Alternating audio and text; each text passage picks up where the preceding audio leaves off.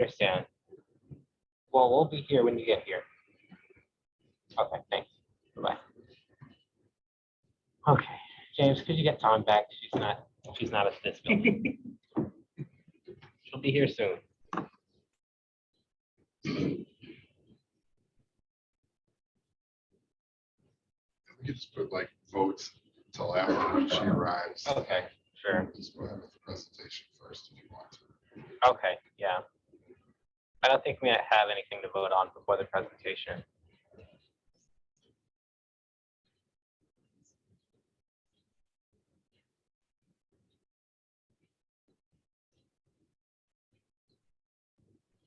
You mean skip the approval of the minutes? Yeah, it's just. Okay.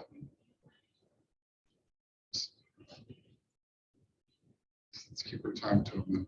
Yeah.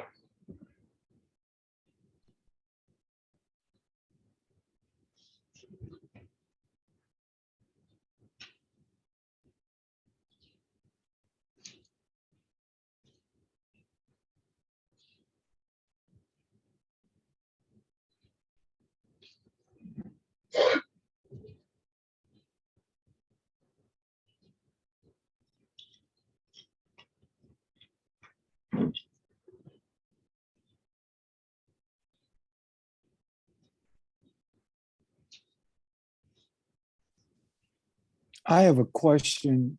I know we're waiting, but how many is a quorum? 6, I believe. 6, did you hear me? Yeah, Tom and James are back, so we're gonna go ahead and start. okay. And Arnita is just gonna join us in a bit. All right, thank you, Janet. Sure. Okay, I'd like to call to order the Detention Facilities Oversight Board meeting for October 24th, 2022. I'd like to do a roll call. I, Janice Mensa, I'm here. Matt Broman, Present. Reverend Darrell Gray, Present. Pamela Walker, Present. Hillary Stuckey.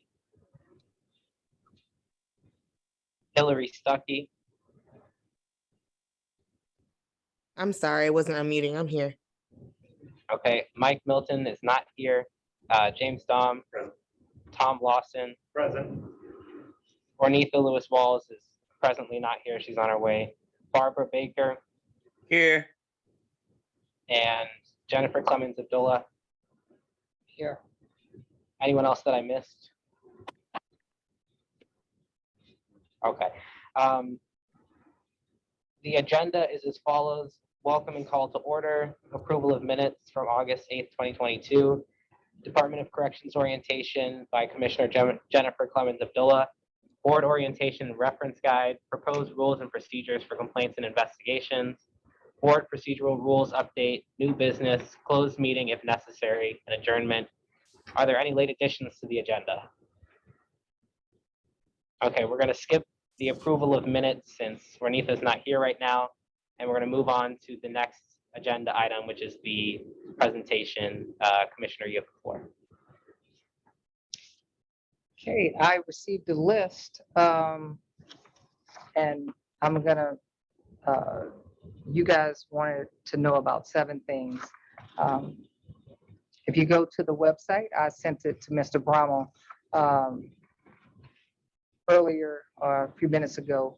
It's actually on the website about inmate processing, how we process inmates when they come inside the jail or arrestees. Inmate housing, it's on the website as well. The security levels is based upon how they're housed. It's based upon prior history, of course. Staff training, it's on the website. We conduct that annually. Duties and responsibilities of correctional officers are also on the website. And I say that because oftentimes I can present something and the paperwork will present it. I mean, it'll just be redundant. How corrections policy is set and amended. They just stay from year to year.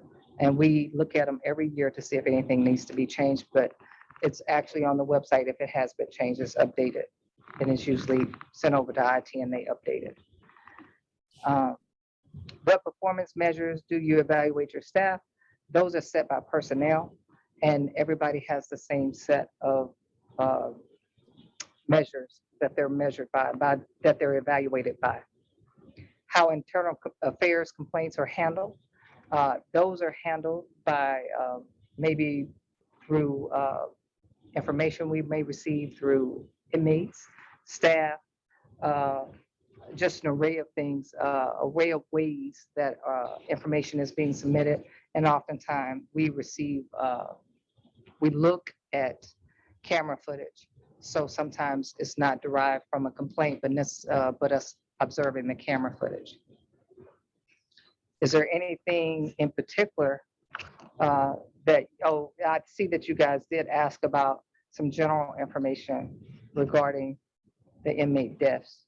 And those are still under investigation, but what I can say is what we said on the Public Safety Committee to the alderman, is that 3 of them were medical, 2 of them were suspected overdoses. We don't have any information on that, and 1 was a suicide. Possible times to tour. We would like for you guys to come in a group setting. That way we can maximize time and staff availability due to staff shortages. So if you guys get together and give us a time that you guys would like to tour, as long as we don't have 2 coming one day, 3 coming the next, we can accommodate, and we'll be happy to do that for you guys.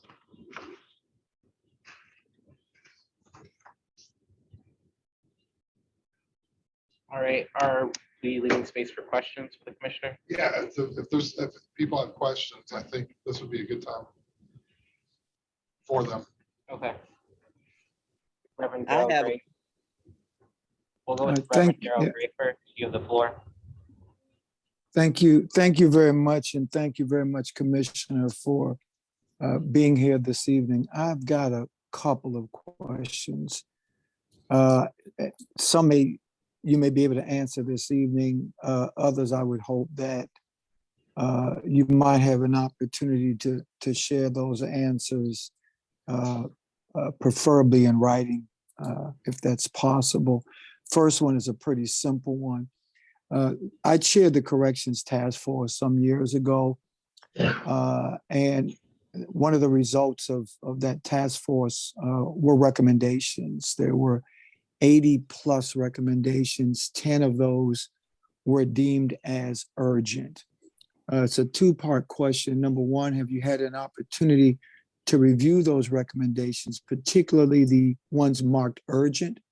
And if so, is there any where that it is recorded that those recommendations have been identified, acted upon, and resolved? I know the locks are one. You did speak on the locks, and I appreciate that, but there were others. So that would be my first question.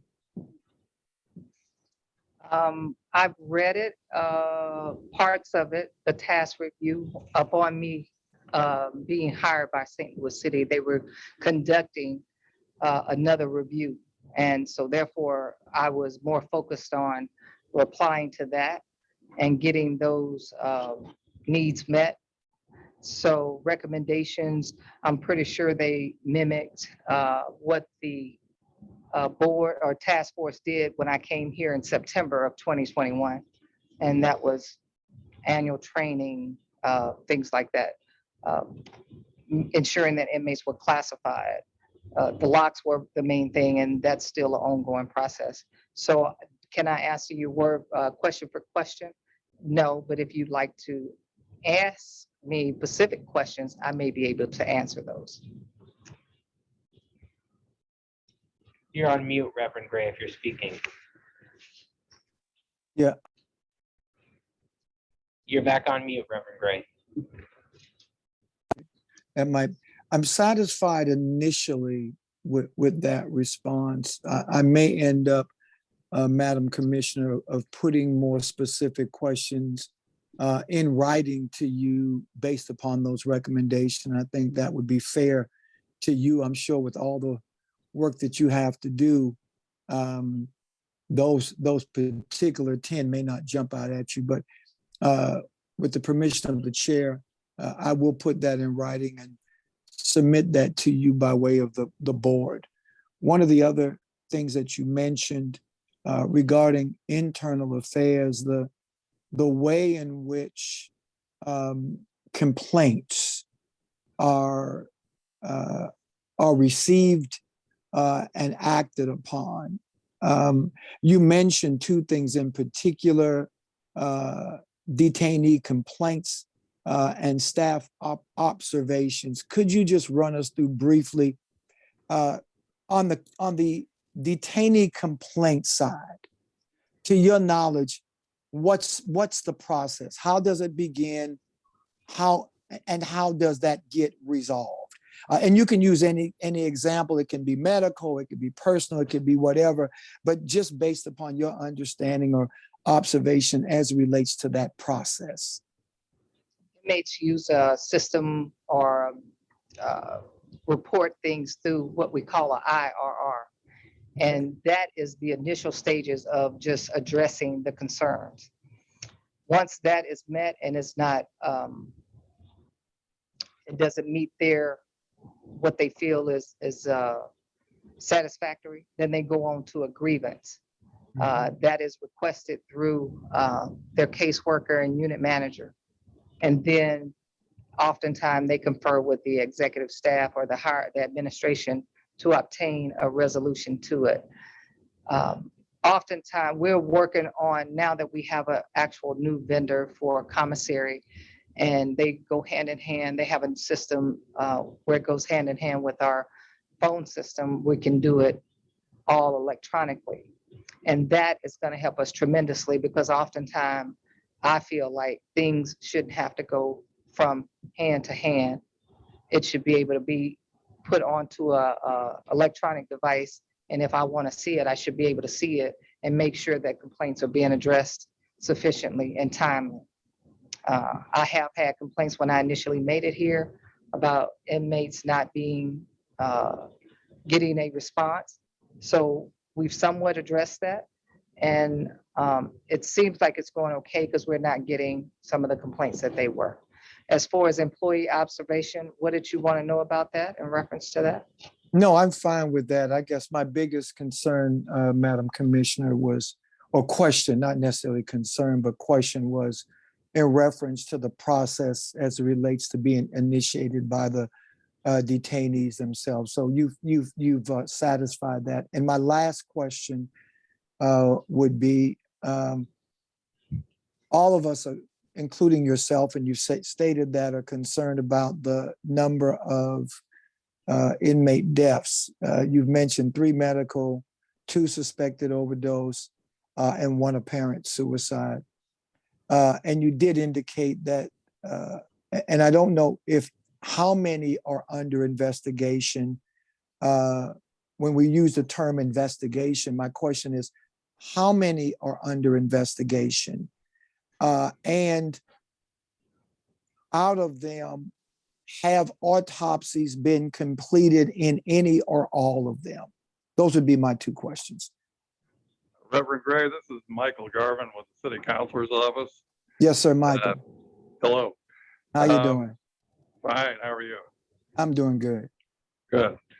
As you likely suspect, may or may not know, there are between 20 and 30 lawsuits pending regarding items that conditions at the jail, actions that occurred at the jail. Okay. And what I'd like to do is avoid questioning that sounds like something that might be done in the deposition in a case. And if you could submit your questions in writing, Okay. so we make sure we don't prejudice the city's interests in any ongoing litigation, I would appreciate that.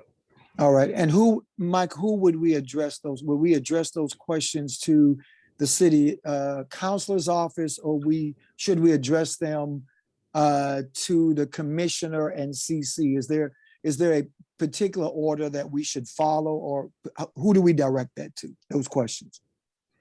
I think if you address them to the commissioner and copy the city councilor, but actually if you copy me, that would be best. Okay. All right. at the city council's office, and Mr. Brumman may also like a copy, I imagine. Yeah, that would be helpful. All right, that would be fine. And thank you very much. Thank you, Chairperson, for allowing me that time. That concludes my questions at this point. Thank you. Thank you. Were there any other questions?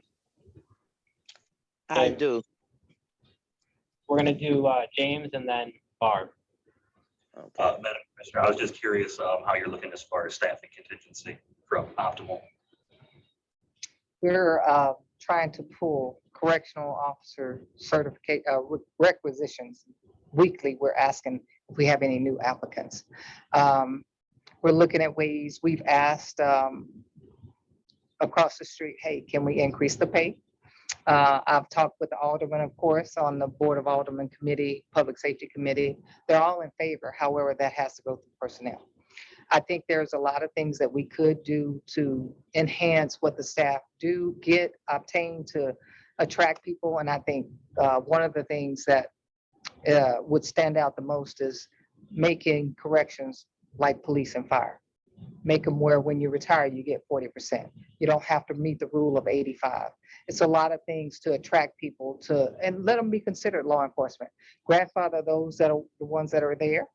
Once they meet that 20-year rule, they should be considered law enforcement officers and be able to retire with benefits. If they're at a certain age, if they meet a certain time, 5 years vested like the city requires, I think that it's something we should be able to do. I think there's nowhere in the city where you have to stay in a building 24 hours, 7 days a week, and it runs like that 365 days. So there's a lot of things that I would like for the city to consider to attract better staff. So we are over 100 officers short. I understand a lot of the problems are a result of understaffing. Yeah, so we're working. We're trying, and the staff are diligent in their efforts. The ones that we do have that decided to stay, and I appreciate everything that they're doing. It's just the nature of the business, but it's not a St. Louis issue. This is a national issue, unfortunately. James, any further? Barb, do you have any questions for the commissioner? Yes, good afternoon, good evening, Madam Commissioner. I was wondering why they're not letting any volunteers into the facility to work with people when they come out, and if they are allowed to have visits from their families and stuff. They are allowed to have visits from their families. As far as volunteers, they are allowed. We have allowed them to come in. We just require that some type of training everyone goes through. It's a 16-hour training. Oftentimes, when you come into a correctional setting, people are not familiar with certain things that may go on, from manipulation to what have you. Things that are natural to me are not natural to the regular citizen that wants to come in and volunteer their time. And we want to make sure they're well aware. And when things occur, that they report it accordingly, because if someone reports to them that another inmate is being harmed or something's going on, I think they should know where to report it, who to report it to. Oftentimes there's a chain of command, they like to say, but when things are going on where somebody's being harmed, you don't go through a chain of command, you report it directly to me. So we're working on those things. We always, as far as reporting, making sure everybody's aware of that. But for volunteers, 16 hours of training and you're able to come in. Now we do, during the training, we observe the volunteers, and they have to make sure that they attend the training and they are able to absorb what's going on. And if anything occurs other than the training and they try to take over the training, of course, there's things that warrant them not being able to complete the training and not being allowed to stay or be a volunteer. So we do have criteria now, and it's going to be an annual for everyone, not just for volunteers, it's for contractors. Everybody has to go through the training annually. Well, I've been coming into the jail with the organization I've worked with for almost over 20 years. And I've not been allowed back in there since the women left MSI down on Hall Street. And every time I reach out to somebody, I had to do a new application and all that. And every time I reach out to somebody, they keep telling me that the volunteers are not allowed in yet. So you're saying that they are allowing them in? Yes, ma'am. There's an application that you can go through and get from Miss Tammy Ross. And she sends it to you via email. You can complete it and forward it back to her. And she'll let you know the dates that are available for correctional training. Do you have contact information for Ms. Ross?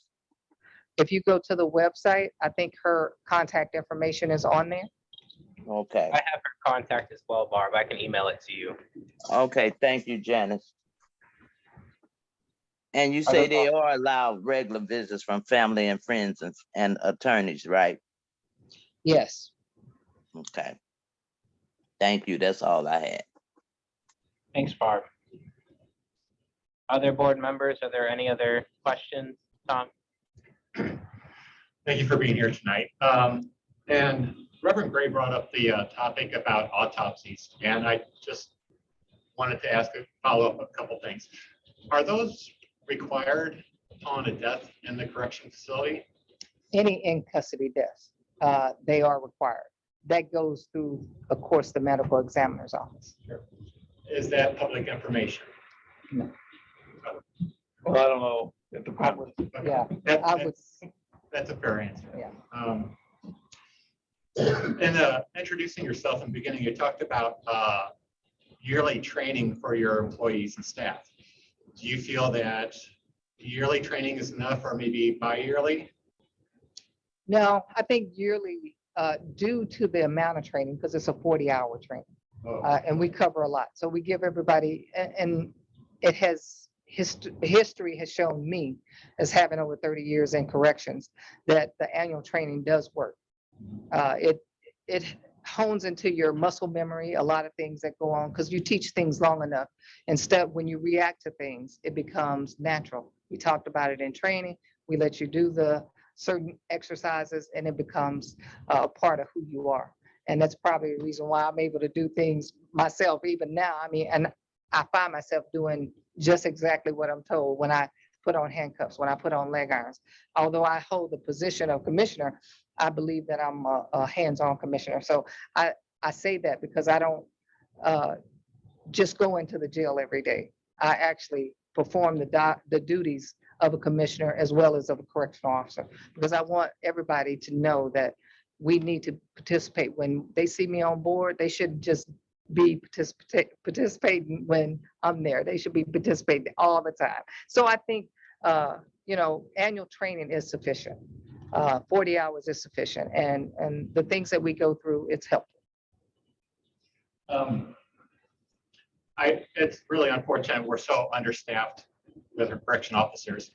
Has there been any discussion about the fact that there's all these allocated salaries, and maybe in the meantime, while we're trying to hire additional correction officers, we might hire social workers or other people who could come in on a professional level and try to implement positive programs or anything like that? Is there any thought? You know what we have with our medical provider, we do provide things about going home. We do have client service coordinators through, they placed it from under Department of Health, under violence prevention. And they provide client services. They give them all kind of resources to come in. I'll be honest with you, we've increased our mental health. And so we have a couple mental health staff in the medical department. They're more being more active with the inmates oftentimes. And I'll tell you, if I find things we're finding hiccups, and I say hiccups, when issues occur and they say, hey, this inmate's acting out or doing whatever, I do my best to get mental health involved.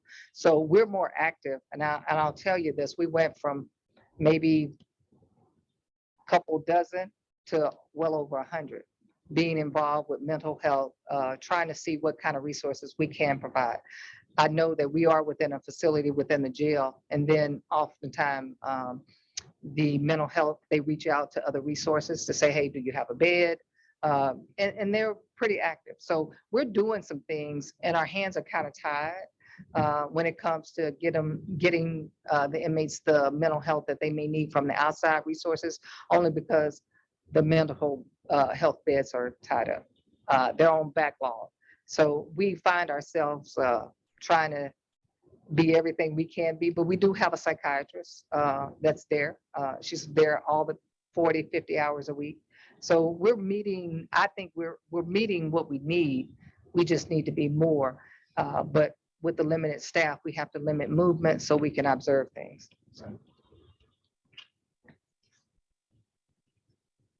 Do you think maybe with one of the positions that we're waiting to fill, there might be a liaison person we could connect with the VA hospital to help bring in a little bit more interest or a little more connection between those who are inside the detention facility and those who have the veterans benefits? Well, we have a guy currently that is housed there. He's a veteran. When he was out, he got a shot every 3 months. Come to find out, they will not see the inmates as far as mental health or things like that because they're incarcerated. And now I don't know if you know it, but they stop their checks too. This is not a St. Louis City thing. This is a nationwide thing. Anytime you're incarcerated, you're a veteran, all your benefits stop. Because we tried to get that. I'll tell you what happened. We was trying to get him that shot, get him to the VA. I became aware of it. And so I said, if you can't do it, you let me know and I'll make the call. So they finally got a hold to the VA and they said, we can't see him, but I can tell you what medication it is. And our medical healthcare provider got the shot and he feels better. He's doing better. So we do our best. I mean, when I find out things, sometimes it just takes a little bit of me knowing about it and then we put things into play because I think the mental health aspect of things is so new. Because it used to be such a stigma, but now we're bringing things to the forefront to say, hey, it's okay to be not okay. And it's letting them feel comfortable enough to come to us sometimes and say, maybe I need to talk to somebody. But VA, no, the benefits are cut off. We can't do anything with that. That's just a government thing. And it's a government entity. It's almost like Social Security. You do certain things, you can't get it anymore. So we tried it. Yeah. I was just thinking with all these different positions that are not being filled in a temporary time, we might be able to expand into other roles that we could bring in. And we may see positive influence as a result of that while we're still bringing up our numbers for correctional. But we do deal with the VA as far as getting information, communicating with them about people that may do certain things. And, of course, I know it probably is not much, but when it comes to Veterans Day, we have a little meal that we're already preparing to cook. And of course, it's not just for the veterans, it's for everybody in celebration because we all know somebody who's provided service to our country. And just because you're incarcerated doesn't mean you didn't give time. So we'll prepare a little meal. We talked about it this morning. Every week we have an open up and we talk about things that are coming forth. And that was one of the things that we brought up and then it'll be in play for Veterans Day. Do you have any further questions, Tom? I'm good, thank you. Other members, any further questions? I have one more question. Yes, Barb. Do you have, is there medical staff there 24 hours a day or how does that work? Yes, ma'am. They're there 24 hours a day. Okay. Janice, I've got a question. Yes, Pam.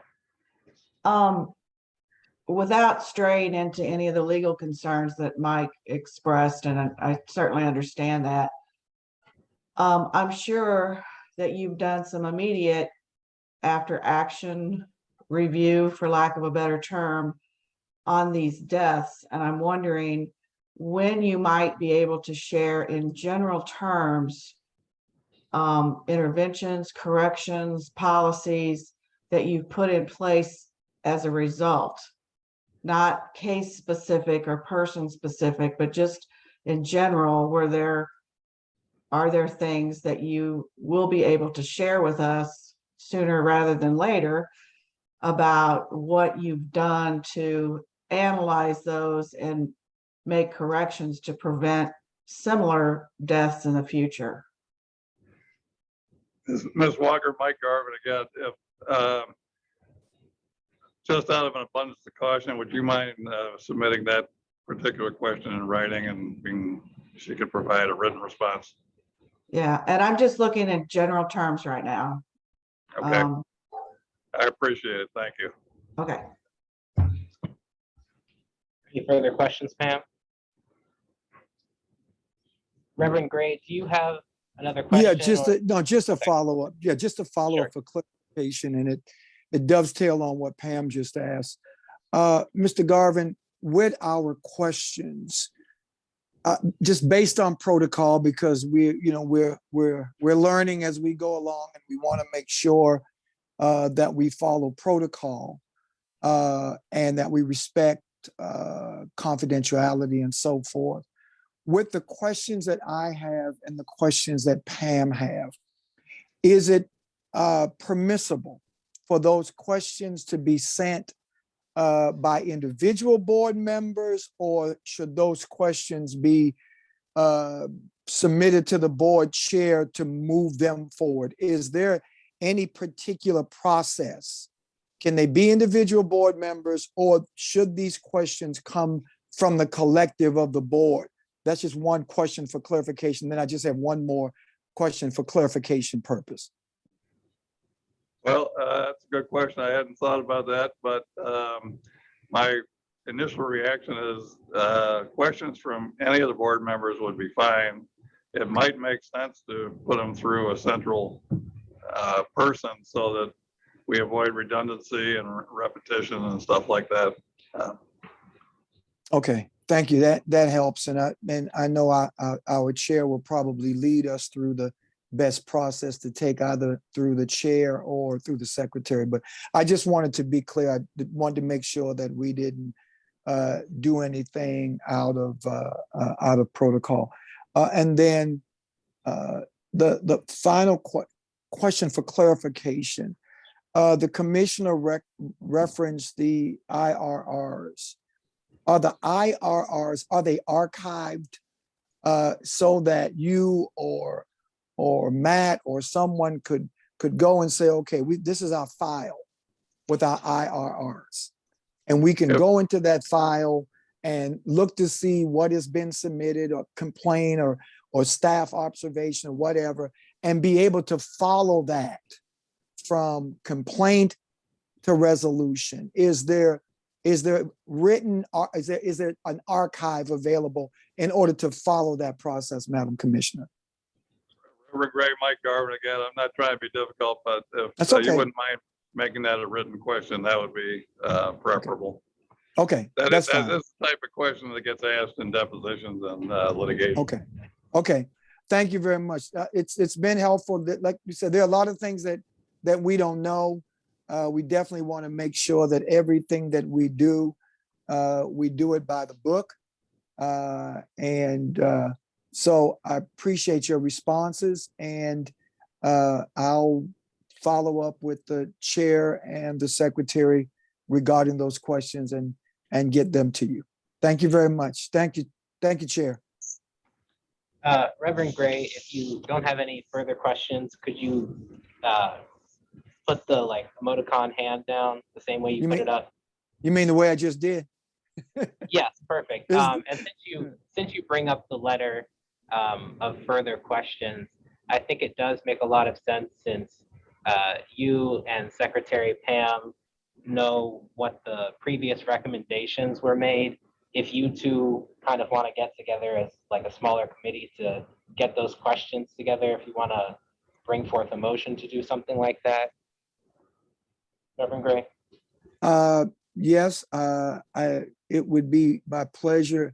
I don't know. Let me ask you a question. If you just assign the two of us to do it, if the rest of the committee doesn't object, can the two of us follow through with your request to put those questions in writing and then submit them back? Do we necessarily need a motion if you're directing the two of us to do it? Matt, do we need a motion? It can't hurt to Yeah, have a motion. I mean, I don't think anybody's objecting, but if we just do a quick motion, I I think that figure would it's just, better to get everyone's opinions in. Okay. Okay, I'd like to make a motion that we elect Reverend Gray and Pam Walker to be our central focus point on sending and organizing our questions as being our representatives towards council or other parties.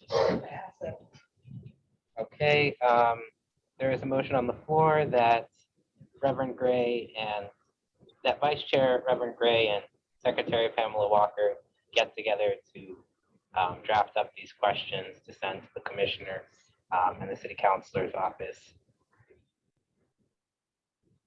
Do a vote now? Okay, are you ready for a vote? Ready? All in favor, say aye. Aye. Aye. Aye. Aye. All opposed, no. Okay, the motion passes. I have a quick question, Janice. Yes. Matt, can people, I know we're going back and forth on what we can do on email. Can people submit their questions to me?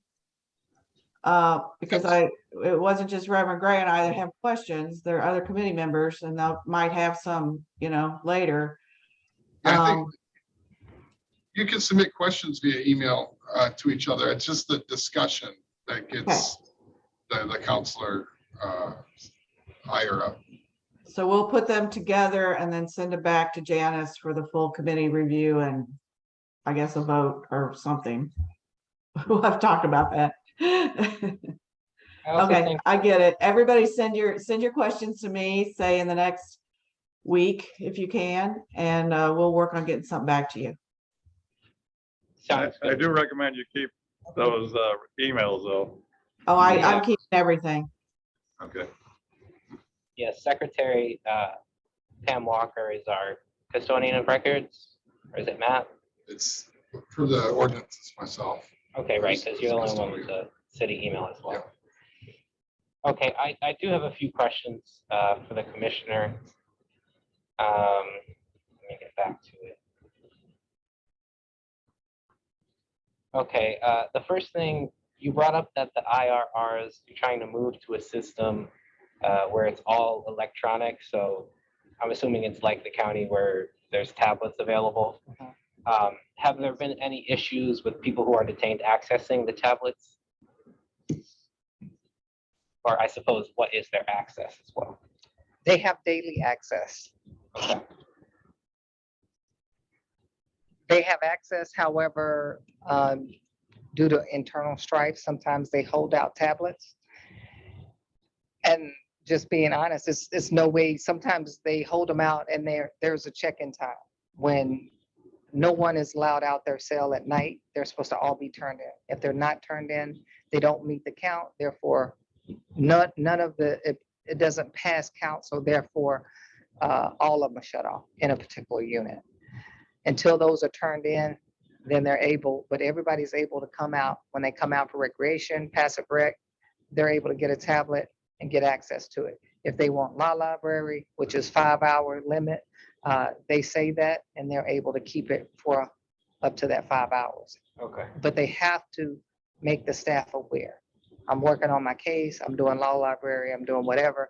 However, if that is abused, then of course, they're back to just putting it up when their recreation is over. Okay, and when you say they can hold them out, do you mean people incarcerated? Okay, Yes, everyone incarcerated has access to tablets. And when they, as an inmate, hold out the tablet and it doesn't meet count, then they can't access all tablets shut off in that particular unit. okay, so I'm just trying to understand, for example, if one person, if there's 6 tablets in a unit, all five are turned in, 1 is held out, then until that 1 makes its way back, they're all shut off. Correct. Okay. So how would that work with them being shut off if someone wanted to make an IRR? IRRs can be done via paper. Okay, but These are eventually if casework. there was an all electronic system, What we do is we set up a internal thing where we notify our supervisors and say, hey, we need to get this person to go turn the tablets in. So that's usually how we have to get them back. okay, gotcha. Okay, another one of my questions, it's pretty similar to Secretary Pam's question, so let me know this can't be answered, but just kind of a yes or no, have any policies been changed since the first of the recent success? You anticipated correctly. Okay, gotcha. Okay, we'll move on. Could you give us an update on the state of lockdowns in terms of over the past month or so? What's the average recreational time that a detained person has gotten? I suggest you do that one in writing too, because Okay. I don't know if they may have to calculate an average. Okay, Secretary Pam, could you make a note of that, that'll be one of the questions? Thank you. Commissioner, do you know what I guess generally what the ratio of psychiatrists to detained people is? We have 2 on board, Two. so Okay. they service out 545. 545. Okay. Actually, we have about 130 on our mental health list, and they service them weekly. Okay, gotcha. And okay, 2 for like 135 or so. And then, do you know how many case managers there are for all 545 or so? We have approximately 6. 6. Okay. Is there like a standard number? Is that understaffed as well, or is 6 the usual? We are understaffed. Okay, what is the optimal number? 8 to 10. And for psychiatrists? Psychiatrists, there's only 1. Psychologists, we have 2. Oh, 1 psychiatrist, 2 psychologists. Yes. Okay, gotcha. Okay, and I guess my final question is, you did mention that you feel this is not a St. Louis issue. Were you referring to like Staffing. I was referring to staffing. Okay. Would you say that the increased mortality rate at CJC is a St. Louis issue? It's not a St. Louis issue. If you go and you pull Rikers Island, they're having overdoses monthly, maybe twice a week. If you go, they're having suicides, they're having medical issues. I think that one envisions that when you come to be incarcerated, that you're going to get top-notch medical care. That is not the situation. You get the necessary to get you where you need to be, but there's not, the things that are happening here is not a St. Louis issue, by no chance. Okay. So I guess my follow-up question to that is, I looked at the Department of Justice statistics for how many deaths, I guess what's the mortality rate for jails in the US? And their latest data is from 2018, which says that you can expect 154 deaths per year for every 100,000 people in jail. So then looking at the 6 deaths that CJC has had in the last year, our rate is over 7 times the national average. Yeah, I'm going to ask you to submit that in writing, and with a reference to wherever you're getting the data. Okay, Secretary Pam, could you make that note? Okay, if there aren't any further questions or further issues for discussion, I think we're probably done with the commissioner. Oh, okay, I just have a couple of questions for the death investigations. Who's conducting those? SLMPD. So, and that's all 6 or just Any deaths that occur. Okay. And then is there a corresponding internal investigation that's done, or is that you just wait for the SLMPD to be done, then to review if there's an internal? We try to wait on them, and that's when we button up everything with us.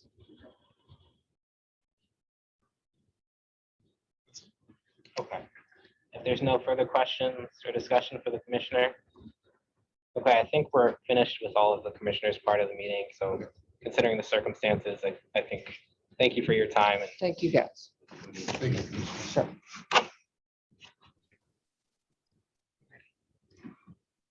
Okay, so the rest of us are going to move on to the next item of the agenda, which is board orientation and reference guide. Matt, I wasn't sure what you meant by that. So I just wanted to, our executive assistant, Ruby Bonner, put together, for those in person, I guess I'll hold it up, this board book containing all the different meeting notes, our ordinances that oversee our business, Missouri Sunshine Law, and hopefully it's something ongoing that you can just use to put all your board business in one spot. So if those who aren't here, if you want to stop by our office at 1520 Market, or we can make arrangements to get you the book. But hopefully it's something that'll just help you keep all the important stuff in one place. Ruby, anything else I needed to add or I missed? That's basically all. And we can either keep it updated for you or you can do it yourself however you want. And of course, we can add any categories that you might want to include. The idea is to have something for you, a handy reference for you to use. That's great, Ruby. Thank you. You're welcome. My pleasure. Is that all for this agenda item? Yeah, that was just to make note of it. Yep. Okay, sure. So the next item on the agenda is the proposed rules and procedures for complaints and investigations. Did all members get a chance to review those documents that Matt sent? Okay, are there any additions or corrections?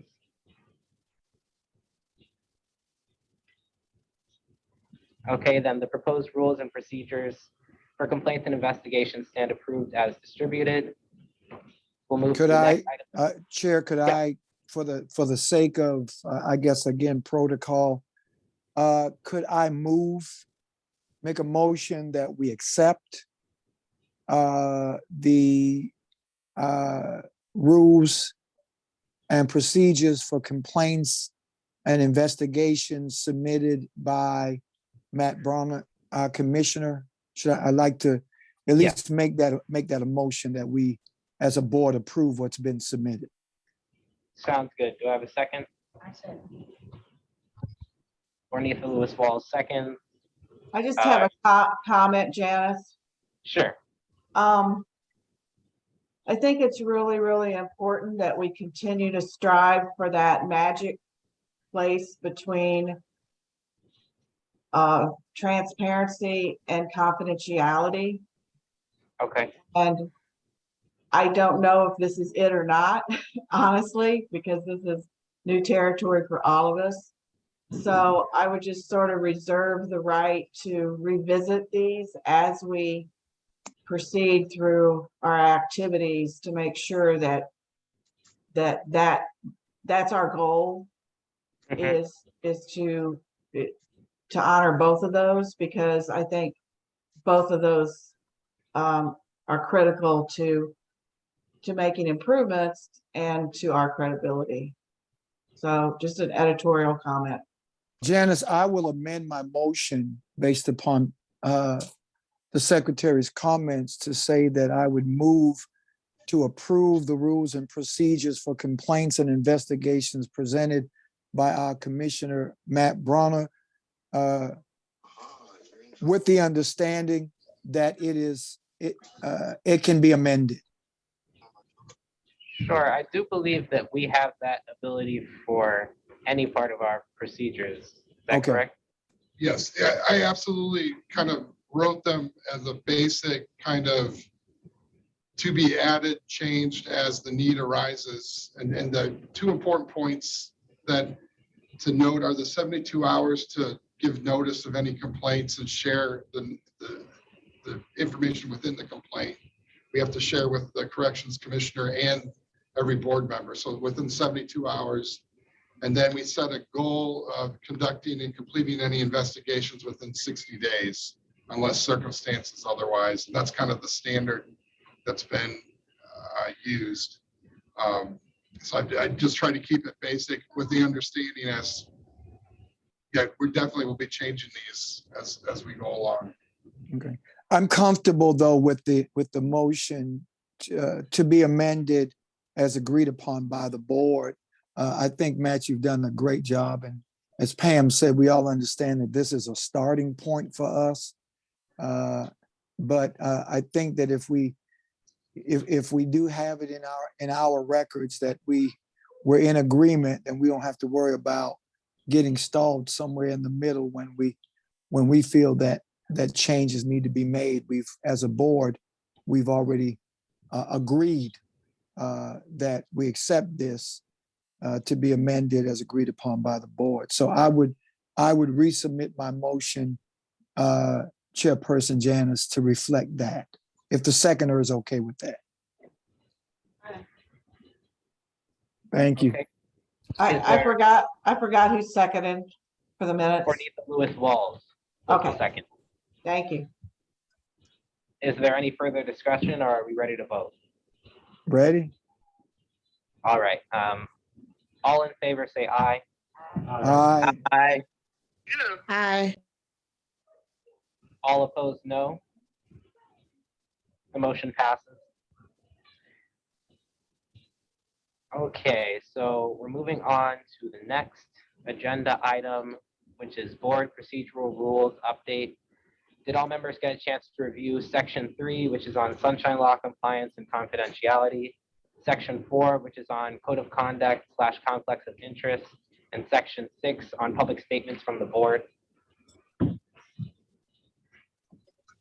Yes. Yep. Okay, are there any Yes. additions or corrections to the board procedural rules? Would anyone like to bring a motion to pass?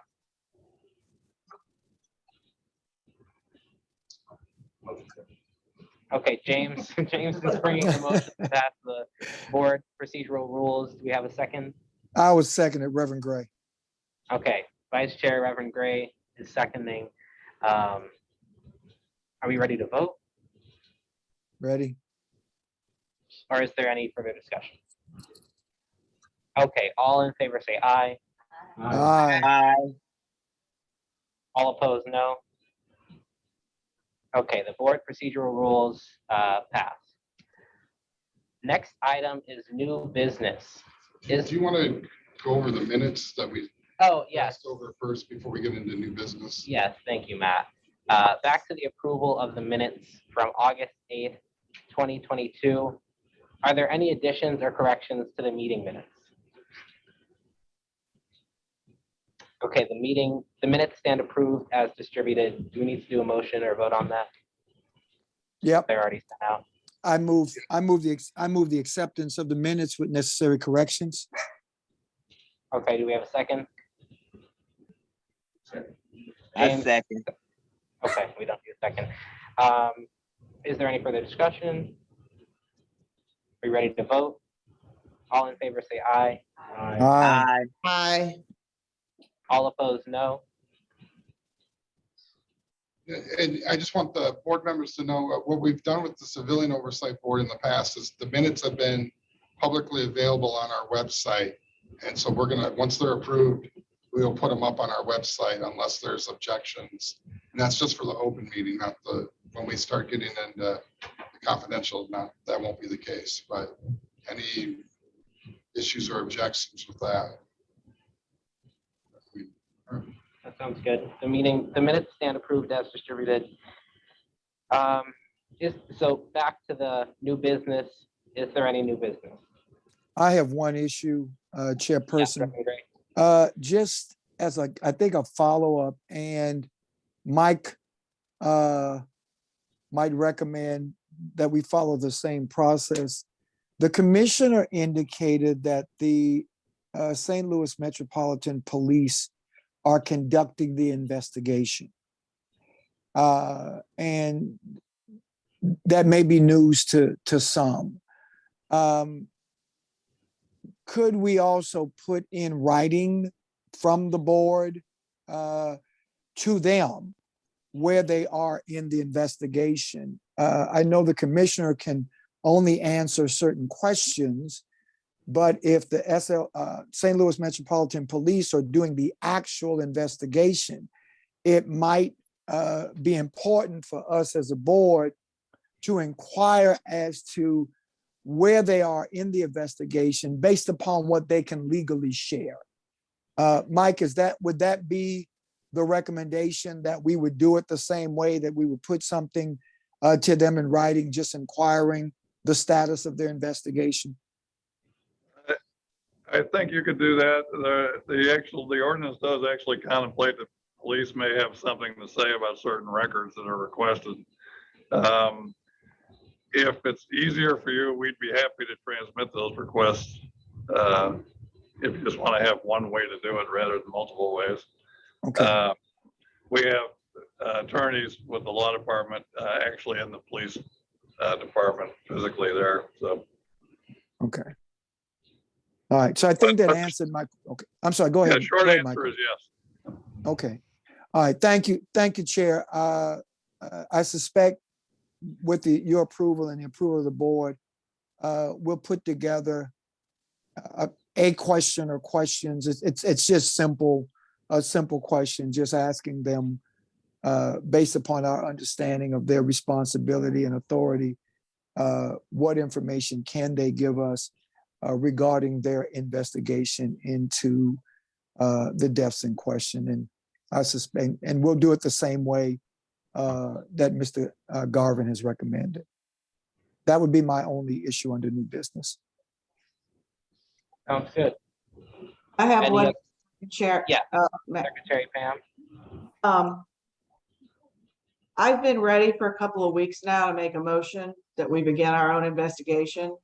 I am willing to wait till we get some answers to our questions and see how those resonate with the board.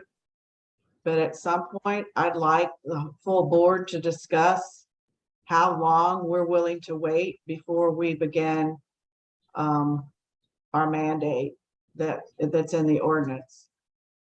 Mike Galvin mentioned 20 to 30 lawsuits. They can take, I mean, ask Reverend Gray, they can take 5 years to work their way through this process. I don't see us waiting 5 years to get some answers. So, you know, I'm willing to wait and not make this motion as new business tonight. But I think as a board, we really need to think about this and discuss this. And after we get some answers to our questions, and if that doesn't take 2 months,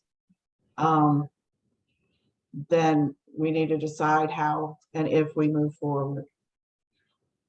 Ms. Walker, just to be clear, I was not suggesting you wait till those 30 cases are resolved to undertake your work.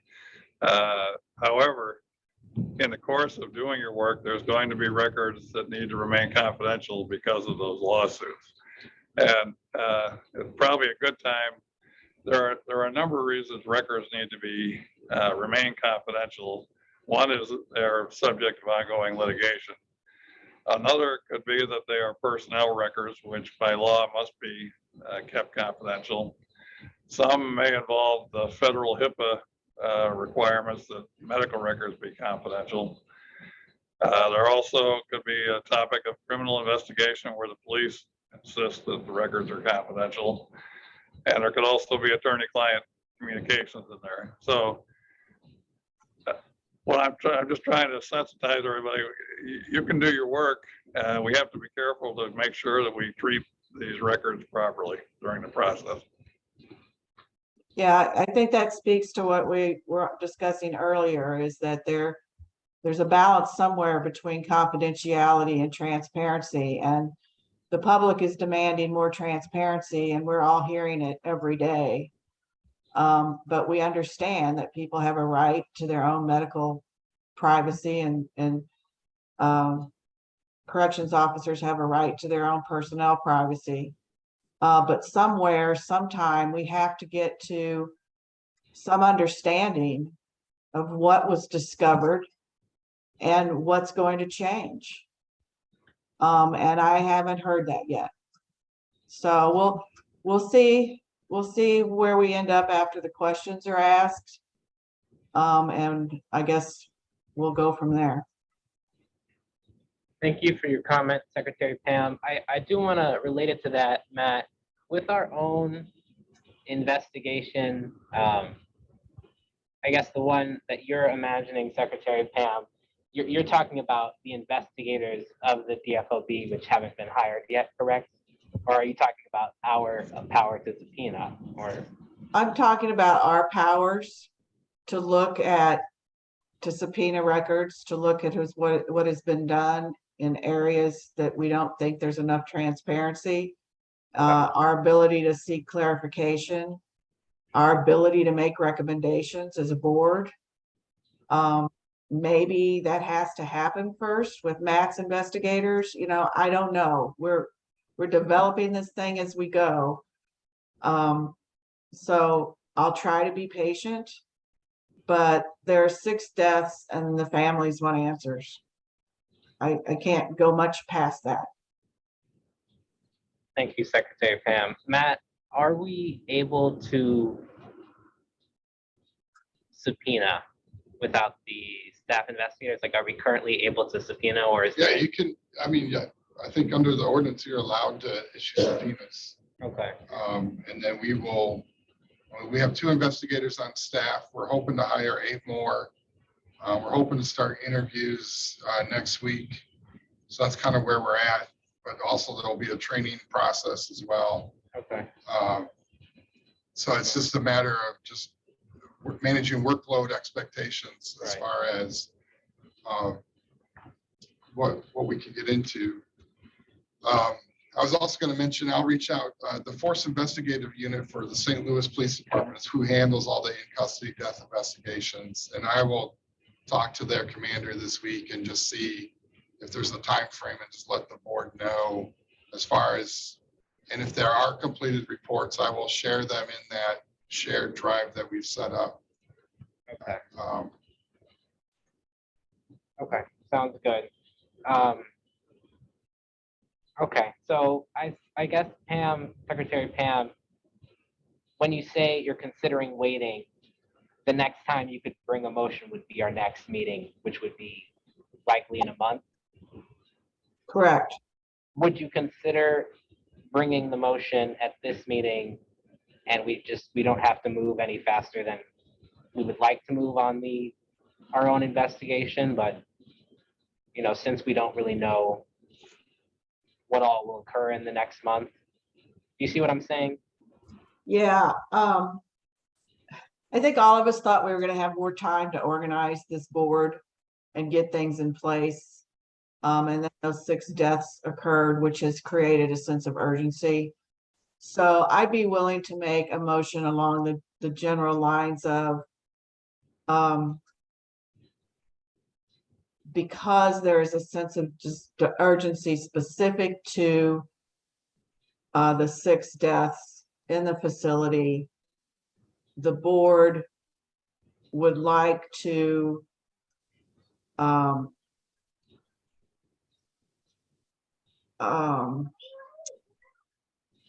want to be careful how I word this. The board would like to, we overuse the word investigate, but I don't know how else to use that. The board would like to pursue what is occurring, what has occurred, what changes have been made, and what either has changed or the corrections commissioner feels like should be changed, so that we have an opportunity to make our own recommendations about policy changes and et cetera. It's too long for a motion, but so I think, so anybody jump in here that wants to help me. So the motion. I'm trying, yeah. Would I'm you be able listening, Pam. to Yeah. request an update from the police department into the progress of their investigations? Status, yeah. I think that's what Reverend Gray and Yeah. Vice Chair Gray and Secretary Walker are putting together. Yeah, and I think, Pam, that's why, and I appreciate the chair and the support around, you know, this word investigation, because I think that I agree with Pam. That's the urgency, and I think everybody knows it.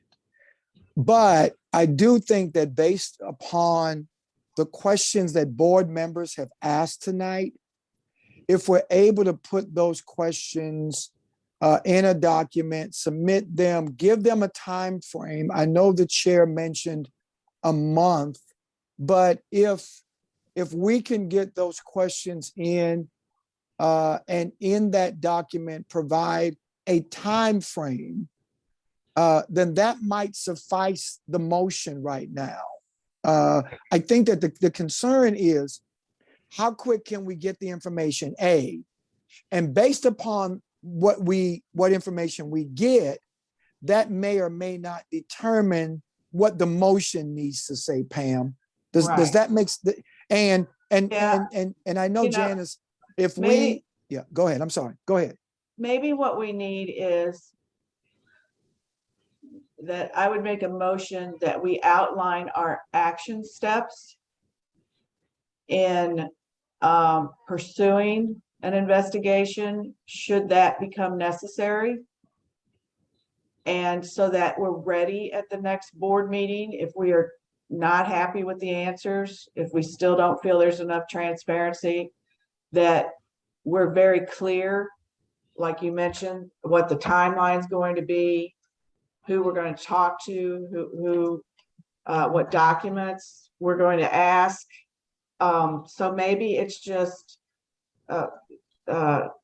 chairperson, maybe it's just that we outline that. And so it doesn't quite feel so nebulous. Because if I made a motion today that we Right. need to investigate this, it would be meaningless. I don't know what that means. Right. So, you know, some of you that have some experience in this area could maybe help put that together. Well, if the board voted to open an investigation, I mean, I would assign an investigator to start collecting the data and available information, conducting interviews as any investigator would.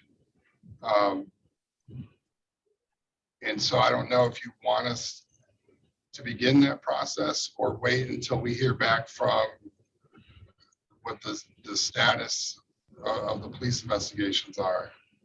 Okay, Can I so ask- here's my motion. I make a motion that Commissioner Matt send us an outline of what his recommendations would be for a board-led investigation. We need a And we- motion for that, Matt, or I think Yeah. Matt's probably gonna do that. Yeah, I can do that. I'll set up. Not need a motion? Yeah, okay. I'm good with that. I'm good with that. It's just For the next meeting for the board to adopt.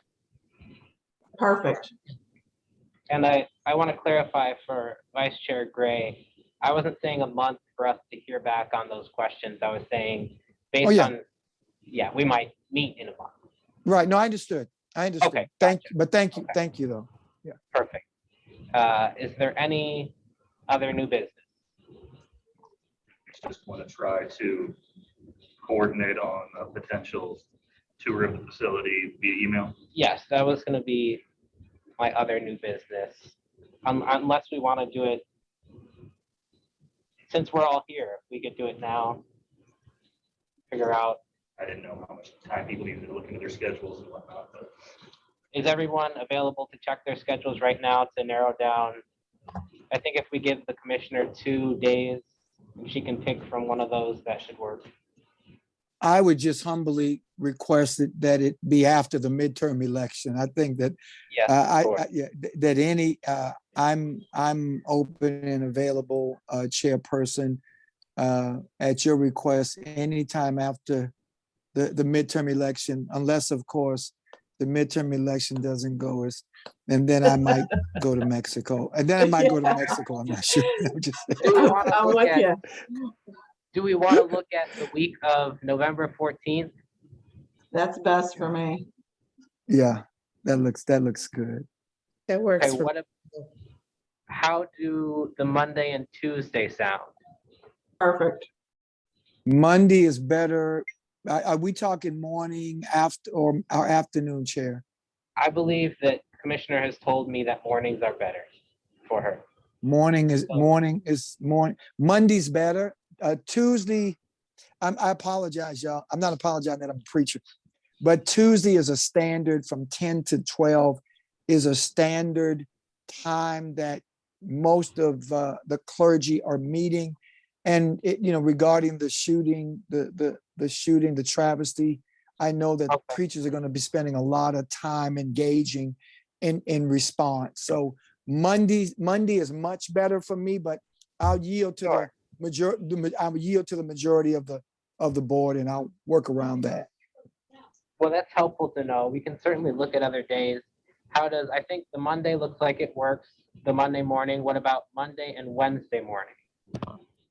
That Wednesday morning at 5. One, Okay, Thursday morning. Thursday's good? I'm teaching a class I can't get out of. Oh, bless you. How is Friday morning?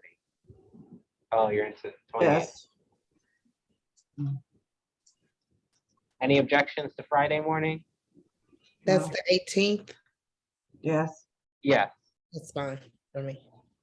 Okay, so is Tammy still here? Okay, well, Matt, if you could communicate with the commissioner that Monday morning and Friday morning are best for us. Okay. It seems like most of us can make Monday morning. I don't believe that James will be able to make Friday morning. So hopefully, And then as a backup, if those 2 dates don't work, do we want to skip the week of Thanksgiving and just look at the 28th then? okay, let's look at the 28th. What about the the Same week of the time, right? 28th, Monday morning and Friday morning? I'm not good that whole week. I am the spiritual advisor for Kevin Johnson. And unfortunately, he has an execution date at the Okay. end of November. But I have visited the correction center. Please, whatever is best for the majority is fine with me. Chair, you're doing a great job and I want to support you. So whatever is decided, I'll try to figure out what I can do. I'm sure the 14th is going to work. So Okay. we'll start there. And if we have to, I'll come back to the board. I think we're Okay. allowed to schedule stuff via email. Yeah. And thank you, Vice Chair Okay. Craig. Is there any Thank further, you. Is there any further new business? I almost forgot something. Do we want to elect a spokesperson? Because we're all gonna get calls after this meeting. I had a reporter try to call me twice today. Would you like to bring forth the motion to do that, or? Well, the rules and procedures say the chairperson's the spokesperson. Oh, did it say that? Perfect. Yeah. Mhm. Yeah, Congratulations. that was under the duties of, Read that part, please. Pam, which is why I seconded it so quickly. So quickly. Yes. Madam Chairperson. yeah, do and you want- 2.1 will serve as the spokesperson Okay, there. unless otherwise someone else is designated. Janice, you want to designate somebody else? I personally would prefer that we don't have a spokesperson and we just respond to things in writing, but if we elect the spokesperson, I will go along with it. So it's up to you all.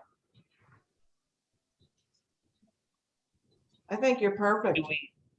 Do we imagine that this spokesperson will make spontaneous statements for the board? Because that was one thing that I would like to avoid. I'm thinking more just, we're gonna get questions about what happened and why and where we're going next, and just things we've discussed publicly, but reporters like to have a quote. Now they might be able to get those from the meeting if they're online watching this, but they may want to follow up and get a quote, and it would be nice to be able to say, hey, listen, we had a public meeting, everything was out there, but if you need a quote, talk to our chairperson. That's fine. I probably would refer them to the public meeting as well, but It's just Well, it's just a yeah. transparency issue. Yeah, I If think you're- go ahead. I'm sorry, Chair. I just wanted to Secretary say, yeah. Pam, Secretary Pam, were you wanting to elect another spokesperson or just confirm that the chair is spokesperson? Because it looks like I chair is forgot. already designated. Yeah, I forgot that was in there. Okay, well So, then it We're seems done. we're all good. Yeah, No and- motion. yeah. I think it's clear. I think that it's clear, and I want to be very clear. And we throw words around like accountability and transparency. I second that motion because I agree 100%. No one should be speaking for the board, but the designated person, period. And we do have a chairperson. And we've just agreed that the chairperson is the spokesperson for the board. I want to be clear, a lot of us, most of us are involved in criminal justice reform. We may be asked a question, but as we've already gone through our conversations, I would never answer a question from any media person or anyone else as a representative of the board or speaking on behalf of the board. And I don't want to leave this call with anybody thinking that if I'm asked a question, I may or may not answer it depending upon if I believe it's appropriate or if I'm knowledgeable or so forth or so on. But I would never, and I don't think any of us would presume to speak on behalf of this board. We've elected our chairperson to do that, and I respect that and honor that, and I will adhere to that. To clarify, Secretary Walker, are you still bringing that motion? No, we voted on it already. Right. Okay, so that's, you're not seconding Right. officially, Right. Vice Chair. No, I've already seconded the fact that we agreed that you're the spokesperson. Okay, gotcha. I've already done that. I'm not taking that back. Tom, you have the floor. Yes, are you wanting this, another person to be a spokesperson? Are you accepting all this? I'm accepting it. I'm Okay. also clarifying that You prefer to handle things. that I will be, my intention is not to make spontaneous statements to the media or otherwise on behalf of the board. I think we can speak for ourselves at the meetings, and in writing, if any questions are submitted to us, we can work on it together and put something out. Good. I also think that we've all agreed and clarified that we can speak as individuals, and many of us will want to speak out on related topics as individual citizens. And all we can do is do our best to communicate that we're not representing the board. We're just representing ourselves or our separate organization. And the media will do with that what they will. Okay, if there's no further discussion on new business, the next item on the agenda is closed meeting if necessary.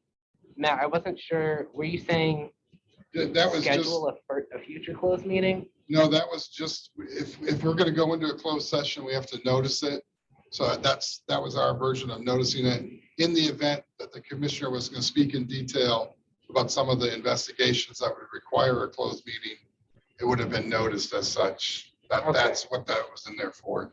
I was just checking because I read that sunshine law says that with that notice 24 hours before, we also have to cite the specific provision within section 610.021 that allows us to close the meeting. So if we wanted to have a closed meeting, we'd have to say exactly why. Yeah. First. Okay, perfect.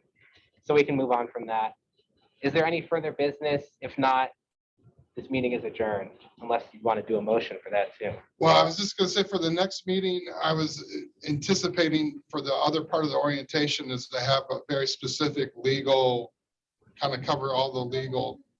The ordinance requires a lot of legal education on rights, privileges, responsibilities as far as inmates. And I was gonna kind of try to schedule that, the legal education on that stuff. But whenever you all suggest the next meeting is, I'll try to have that ready for that. Sure. Do we want to schedule it by email or right here?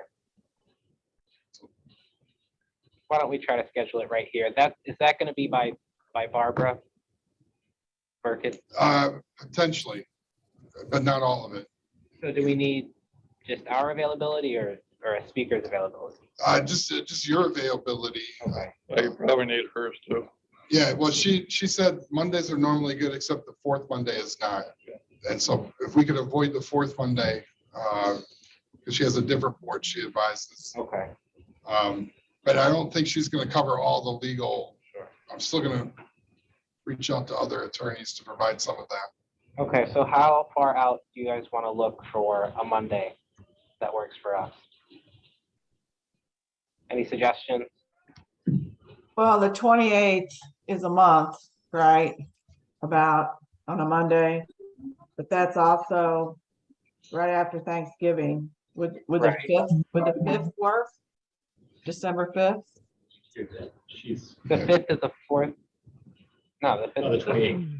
Okay, well, we're not gonna do that anyway, look at the holidays. So how does the 5th look? Can everyone check their calendars? The 5th of December, that's the Next first meeting. Monday in December. Is anyone not available? What day? I didn't hear it. December 5th Oh, okay, that's fine. From 5 to 7. from 5 to 7? Okay, that looks good. If you could communicate Yeah. that. Yeah, I will set something up for December 5th, 5 to 7. Okay. Is there any further business? If not, this meeting is adjourned. Thanks, everyone. I just want to apologize to everybody for being. Thank you. Great job.